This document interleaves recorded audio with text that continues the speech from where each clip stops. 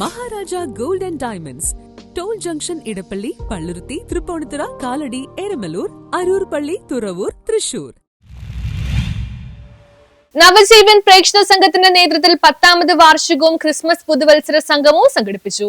നവജീവൻ പ്രേക്ഷണ സംഘത്തിന്റെ 10ാം വാർഷികവും Christmas new year സംഗമവും 2025 December 23-ാം തീയതി ചൊവ്വാഴ്ച രാവിലെ 10 മണിക്ക് കുമ്പളങ്ങി സെന്റ് പീറ്റേഴ്സ് പാരിഷ് ഹാളിൽ വെച്ച് സംഘടിപ്പിച്ചു. കൊച്ചി രൂപത മെത്രാൻ ഡോക്ടർ ആന്റണി കാട്ടിപ്പറമ്പിൽ ഉദ്ഘാടനം നിർവഹിച്ചു. ഏറ്റവും ഉചിതമായിട്ടുള്ള ഒരു കാര്യമാണ് ക്രിസ്മസിന്റെ സന്ദേശം തന്നെ അതാണ്.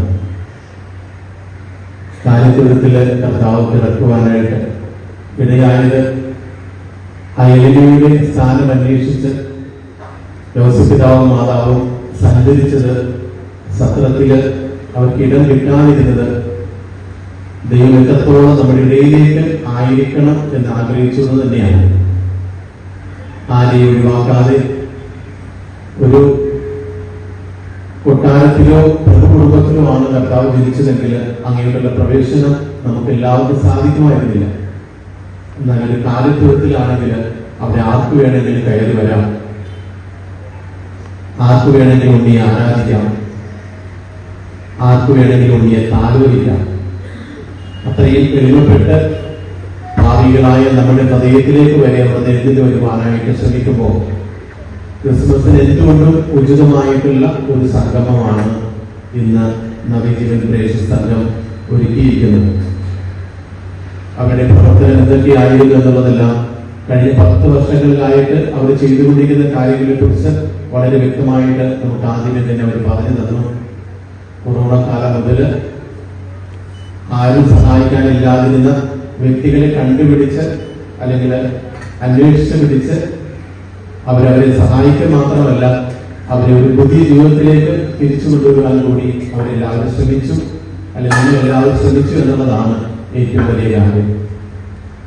കൂടുതൽ ആൾക്കാരെ കാണുന്നതും അംഗീകരിക്കുന്നതുമായിട്ടുള്ള കാര്യങ്ങൾ ചെയ്യുവാൻ ഒത്തിരിയേറെ പേരുണ്ടാകും. എന്നാൽ ആരും കാണാതെ, ആരും ശ്രദ്ധിക്കാതെ എല്ലാവരും ഉപേക്ഷിക്കപ്പെട്ട ജനങ്ങളിലേക്കും വ്യക്തികളിലേക്കും കൈനീട്ടി ചെല്ലുന്നത് ചിലപ്പോൾ എല്ലാവർക്കും ചെയ്യാൻ പറ്റുന്ന കാര്യമല്ല. കാരണം നമ്മളെല്ലാവരും ആരുടെയെങ്കിലും മുമ്പിൽ വലിയവരാണ് എന്ന് കാണിക്കുവാൻ ശ്രമിക്കുന്നവരാണ്. നവജീവൻ പ്രേക്ഷണ സംഘ കോർഡിനേറ്റർ ജോൺസൺ വള്ളനാട്ട് സ്വാഗതം പറഞ്ഞു. എടുത്തിട്ട് 10 വർഷം പൂർത്തീകരിക്കുകയാണ്. ഈ 10 വർഷത്തിനുള്ളിൽ നമുക്ക് ഏറ്റവും സന്തോഷിക്കാവുന്ന ഒരു ദിവസം നമ്മുടെ ഈ സംഗമത്തിന് നമ്മുടെ കൊച്ചിയുടെ പിതാവ് തന്നെ എത്തിയതിലാണ് നമ്മൾക്ക് ഏറ്റവും സന്തോഷകരമായ ഒരു സുദിനം എന്ന് പറയുന്നത്. നമുക്കറിയാം, കഴിഞ്ഞ 10 വർഷക്കാലത്തിനുള്ളിൽ നമ്മൾ ആലപ്പുഴയിലും കൊച്ചിയിലും നിരവധി കാരുണ്യ സാമൂഹ്യ ക്ഷേമ പ്രവർത്തനങ്ങൾ നമ്മൾ നടത്തി കഴിഞ്ഞു. നവജീവൻ പ്രേക്ഷണ സംഘം പ്രസിഡന്റ് മേരി റേച്ചൽ അധ്യക്ഷത വഹിച്ചു. എന്റെ കൂടെ ഒപ്പം നിന്ന് പ്രവർത്തിച്ച എന്റെ പ്രിയപ്പെട്ട അമ്മമാരോട് എനിക്ക് എങ്ങനെ നന്ദി പറയണമെന്നും അവരെങ്ങനെ മറ്റുള്ളവരോട് പറഞ്ഞറിയിക്കണമെന്നും എനിക്ക് അറിയാൻ പാടില്ല.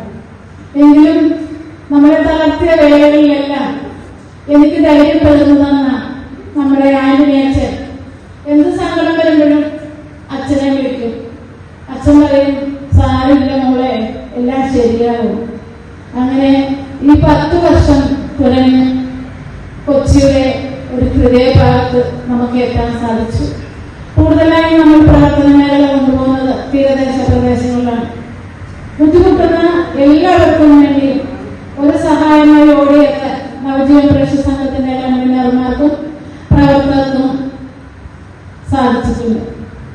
Kanichukulangara Yeshubhavan father Antony Kanappally, Kumbalangi Saint Jose church വികാരി father Antony Thaluthara, Kumbalangi Saint Peter's church വികാരി father Joy Chakkalikkal, Azhikkakam Saint Mary's church വികാരി father Francis Xavier, KINFRA chairman Sabu George എന്നിവർ സന്നിധരായിരുന്നു. തുടർന്ന് പ്രതിഭകളെ ആദരിക്കലും റിപ്പോർട്ട് അവതരണവും ഭക്ഷ്യദാന കിറ്റുകൾ വിതരണവും കലാപരിപാടികളും സ്നേഹവിരുന്നും നടന്നു. News bureau, Kumbalangi.